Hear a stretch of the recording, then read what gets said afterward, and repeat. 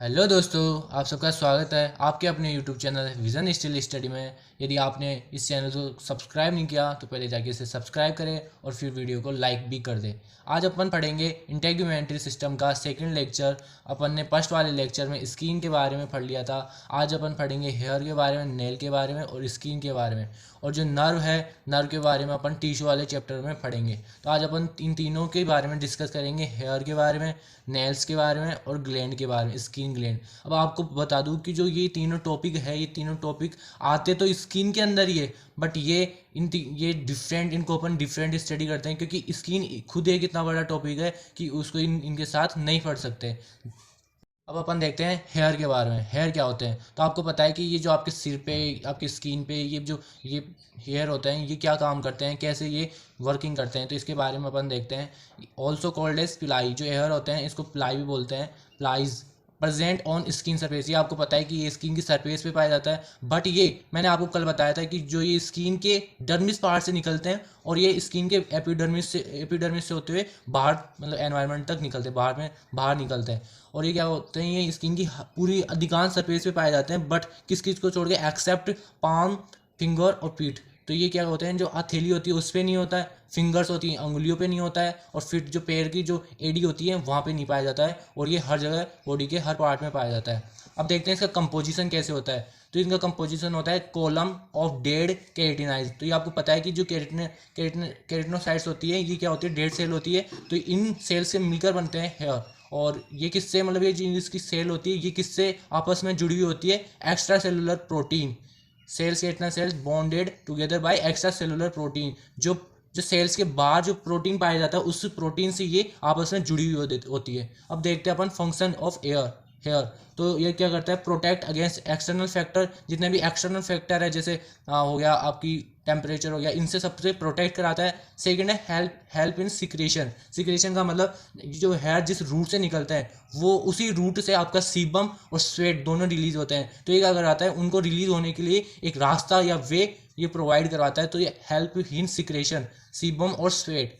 और लास्ट है help in thermoregulation. Thermoregulation का मतलब, जैसे आपको मान लो, थर्मोरेगुलेशन बॉडी का टेम्परेचर कैसे मतलब कम होता है, स्वेट के रिलीज के कारण। और स्वेट कौन रिलीज करवा रहा है, मतलब किसके थ्रू, किस वे के थ्रू हो रहा है, हेयर के वे के थ्रू। तो थर्मोरेगुलेशन में भी पार्टिसिपेट लेता है। और आपने देखा होगा कि आपको सर्दियों के अंदर आपके बाल खड़े हो जाते हैं, रोंगटे खड़े हो जाते हैं। तो ये क्यों खड़े होते हैं, क्योंकि जो हेयर होते हैं उनमें अरेक्टेड पिलाई मसल होती है, जो क्या करती है, आपके हेयर को खड़ा करने में हेल्प करती है, जिससे आपकी बॉडी को एक तरीके से संकेत पहुंच जाता है कि अब बाहर एनवायरनमेंट में सर्दी है और आपको इसको, मतलब इससे प्रोटेक्ट करना है। तो ये हेयर क्या करेंगे, उससे प्रोटेक्ट भी करते हैं।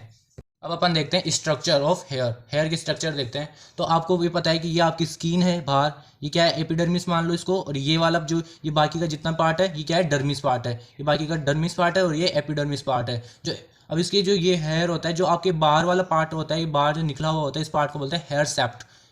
जो हेयर सेप्ट होते हैं ये बाहर होते हैं, और ये मतलब एक तरीके से बहुत पतले होते हैं। और नीचे ये होते हैं अरेक्टर पिलाई मसल। मैं बता रहा था ना आपको, अरेक्टर पिलाई मसल क्या करते हैं, जब आपको सर्दी वगैरह लगती है, या आपको घबराहट होती है, या आपको मतलब आप बहुत ज़्यादा उत्साहित होते हो, तो उस टाइम क्या होते हैं, अरेक्टर पिलाई मसल क्या होती है, ये इसको हेयर को खड़ा करते हैं, ये खींचते हैं हेयर को, और जिससे हेयर खड़ा हो जाता है। फिर उसके बाद में देखते हैं कि जो ये हेयर है, हेयर के बगल में क्या पाया जाता है, सीबेसियस ग्लैंड, यानी कि इससे चिपकी हुई होती है सीबेसियस ग्लैंड। और सीबेसियस ग्लैंड में आपको बताया था कल कि ये सीबम रिलीज करती है। तो ये सीबम रिलीज करेगी, और जो सीबम रिलीज करेगी वो हेयर का जो रास्ता है, ये जहाँ से हेयर निकला हुआ होता है, उसी वजह से सीबम को बाहर रिलीज करवाती है। और उसके बाद में देखते हैं ये अंदर वाला जो ये एरिया है, इसको बोलते हैं हेयर फॉलिकल, यानी जहाँ से ये निकला होता है, हेयर निकला होता है, उसको बोलते हैं हेयर फॉलिकल। फिर उसके बाद में देते हैं हेयर बल्ब, जो ये आपको डैश ये दिख रहा है, जिससे कि ये अंदर से ऐसे डैश होता है, इसको बोलते हैं हेयर बल्ब। अब जो ये हेयर होता है, हेयर के नीचे से आपके कैपिलरी होती है। कैपिलरी का मतलब जो ब्लड कैपिलरी होती है ना, आर्टरी, वेंस, ये इसके नीचे होती है। तो ये आपकी हेयर की स्ट्रक्चर हो गई।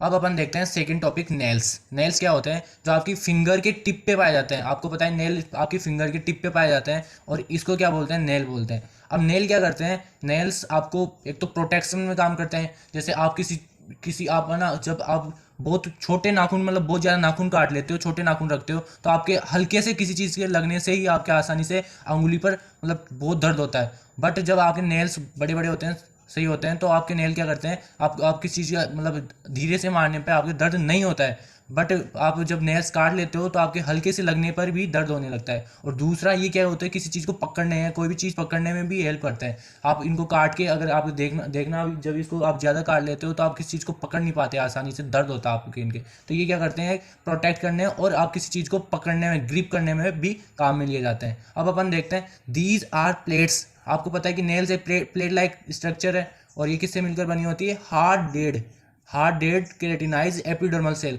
जो केरेटिनाइज एपिडर्मल सेल होती है, ये जो हार्ड वाली केरेटिनाइज एपिडर्मल सेल होती है उनसे मिलकर बने हुए होते हैं। अब आपके लिए एक क्वेश्चन है कि जो हेयर और जो नेल होती है ये डेड सेल होती है, तो इनमें बताओ इनमें डीएनए होता है या नहीं है, तो ये आंसर कमेंट बॉक्स में जरूर दें। अब देखते हैं नेल्स के फंक्शन। तो नेल्स क्या होते हैं, नेल्स के फंक्शन क्या होते हैं, मैं अभी बताया था। नेल्स हेल्प हस, हमारी हेल्प करता है ग्रेप ऑब्जेक्ट्स, यानी ऑब्जेक्ट को पकड़ने के लिए हेल्प करता है। और दूसरा इसका प्रोटेक्ट फिंगर, जो आपकी अंगुली होती है, अंगुली को क्या करता है, प्रोटेक्ट करता है। अब अपन देखते हैं इसका डायग्राम। तो इसमें सबसे, ये आपकी अंगुली है, ये आपकी पूरी अंगुली है, और ये जो ये अंदर वाला ये दिख रहा है आपको, ये क्या आपका नाखून है। ये देखो, ये वाला तो आपका नाखून है पूरा, ये वाला नाखून है, और ये आपकी पूरी अंगुली है। तो ये नाखून है, नाखून में जो बाहर आपके मतलब अंगुली से जो हिस्सा बाहर निकलता है उसको तो बोलते हैं फ्री एज। और जो ये आपके जो अंगुली तक जो पार्ट रहता है उसका, नेल का अंगुली के पास तक, उसको बोलते हैं हाइपोनिकियम। और जो ये जो नेल होता है, नेल के जो बगल में जो पार्ट होता है, मतलब जो स्किन, जो फिंगर के बगल में जो वो पार्ट निकला हुआ होता है, मतलब लेफ्ट साइड में, उसको बोलते हैं nail groove.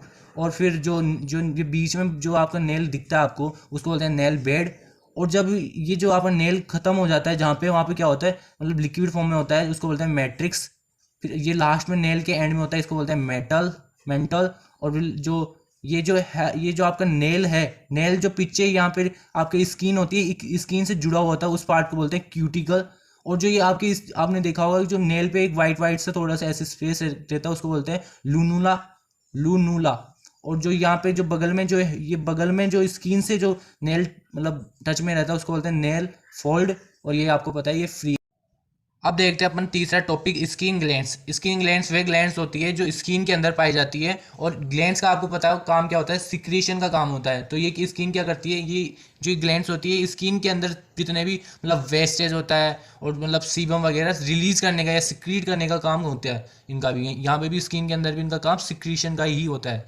They are regulate body temperature and secrete some excrete out of the body.